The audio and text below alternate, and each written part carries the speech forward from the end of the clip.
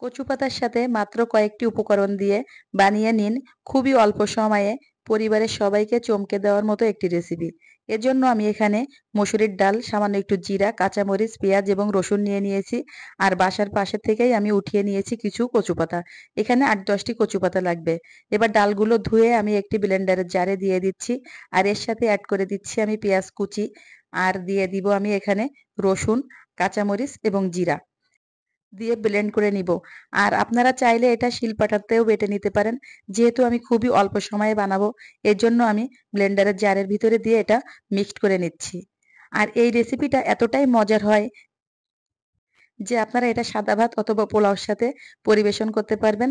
আর আপনি যদি কাউকে না বলেন যে এটা কি দিয়ে বানিয়েছেন, তাহলে কিন্তু কেউ বুঝতেই পারবে না যে এটা খুবই সামান্য উপকরণে খুব সহজভাবে বানানো। এরপরে ব্লেন্ড করার পরে এখানে দিয়ে দিয়েছি আমি লবণ আর পরিমাণ মতো হলুদ। দেওয়ার পরে আমি একটা বাটিতে ঢেলে নিয়েছি। এবার কচু পাতাগুলি ধুয়ে আমি একটি প্লেটের উপরে দিয়ে সেই ডালের মিশ্রণটা এভাবে আমি স্প্রেড করে দিচ্ছি। এভাবে ছড়িয়ে দেওয়ার পরে খুব সুন্দর করে পাতলাভাবে ছড়িয়ে দিতে হবে। আর দেওয়ার পরে আবারও একটা পাতা দিয়ে আমি এভাবে ঢেকে দিব। পাশাপাশি ২ টা পাতা দিয়ে ঢেকে দিচ্ছি। আপনারা ভিডিওটা দেখেই হয়তো বুঝতে পারছেন। প্রত্যেকটা লেয়ারে এভাবে ডালের মিশ্রণটা দিয়ে সুতা দিয়ে বেঁধে নিব। বাঁধা হয়ে গেলে আমি একটি পাত্রে পানি ফুটিয়ে নিচ্ছি।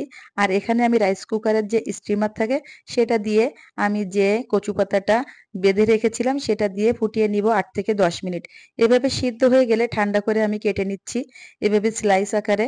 দেখেই হয়তো ভিডিওটা বুঝতে পারছেন। এখনই দেখেন কতটা আকর্ষণীয় লাগছে। আপনি না বললে কেউ বুঝতেই পারবে না যে এটা কচু পাতা এবং ডাল দিয়ে তৈরি করা।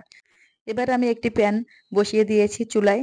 আর দিয়ে দিচ্ছি সেখানে আমি সামান্য একটু তেল। তেলটা গরম হয়ে গেলে আমি স্লাইসগুলা ভেজে নিব। জাস্ট বেগুন যেভাবে ভাজি করে এপাশ ওপাশ হালকা কালার হয়ে আসলেই আমরা এটা উঠিয়ে নিব তেল থেকে। এভাবে সবগুলো স্লাইস ভেজে নিব একে একে। এরপর পরিবেশনের পালা। তো বন্ধুরা, আজকের ভিডিওটি যদি ভালো লাগে আপনারা লাইক, কমেন্ট, শেয়ার করতে ভুলবেন না। আর আমার পেজটি ফলো দিয়ে পাশে থাকবেন নিত্য নতুন ভিডিও পাওয়ার জন্য। আর সেম নামে আমার ইউটিউব চ্যানেলটিও সাবস্ক্রাইব করে পাশে থাকবেন।